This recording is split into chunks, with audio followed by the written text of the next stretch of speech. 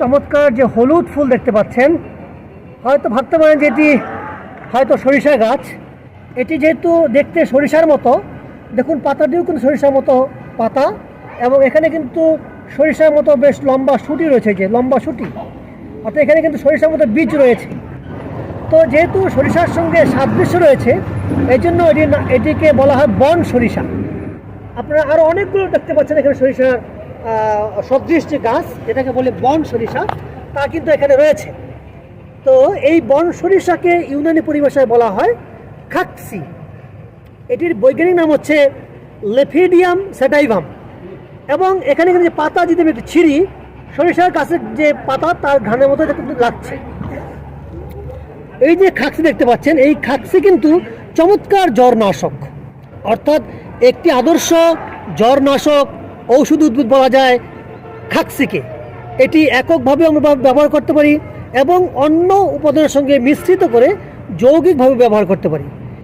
ইউনানিতে এটি একটি টেম্পারামেন্ট রয়েছে। এটি টেম্পারামেন্ট হচ্ছে আপনার উষ্ণ এবং শুষ্ক। এজন্য যাদের শরীরে ফ্ল্যাগমেটিক ম্যাটেরিয়াল জড়ো হওয়ার কারণে যে পেইন হয়, অর্থাৎ জয়েন্ট পেইন যেটা হয়, সেখানেও কিন্তু এই খাক্সি চমৎকার কাজ করে। অর্থাৎ সেই সকল জ্বরে এবং পেইনে খাক্সি খুব ভালো কাজ করে।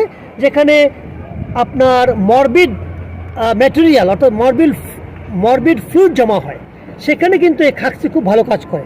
তাহলে আমরা বুঝতে পারলাম এই খাক্সি যদিও একটি অবহেলিত উদ্ভিদ মনে হয়, রাস্তার আশেপাশেই ড্রেনের ফাঁকে অথবা কোনো আইলের নিকটে কিন্তু খাক্সি দেখতে পাওয়া যায়। এটি চমৎকার একটি ঔষধি উদ্ভিদ। এর রয়েছে জ্বরনাশক ক্ষমতা, এবং এটি আমাদের যেই কফ রয়েছে, আমাদের শ্বাসনালীতে কফ জমা হয়, সেই কফ দূর করে, এবং পাশাপাশি ফ্ল্যাগমেটিক বা কফজ যেই ব্যথা বেদনা রয়েছে, অর্থাৎ আমাদের যেই জয়েন্ট পেইন রয়েছে, কিন্তু এটি আমরা ইন্টারনালি ব্যবহার করতে পারি। আবার যদি এটাকে এক্সটার্নালি আমরা এটার জুস সংগ্রহ করে আমরা যদি সেখানে পুলটিস দিই, তাহলেও কিন্তু খুব ভালো কাজ করে। তাহলে আমরা এই যে উদ্ভিদটি যত্র জন্মায়, আমরা এটাকে আগাছা মনে করে কেটে ফেলবো না। আমরা কিন্তু এই শীতকাল চলছে এখন চমৎকারভাবে কিন্তু খাক্সি আমরা আমাদের জ্বরে এবং কফ নাশক ব্যবহার করতে পারি। তো এই পরন্ত বিকালে রয়েছি হামদর্দ বিশ্ববিদ্যালয়ের ক্যাম্পাসে। আপনারা সকলে ভালো থাকবেন। আল্লাহ হাফেজ।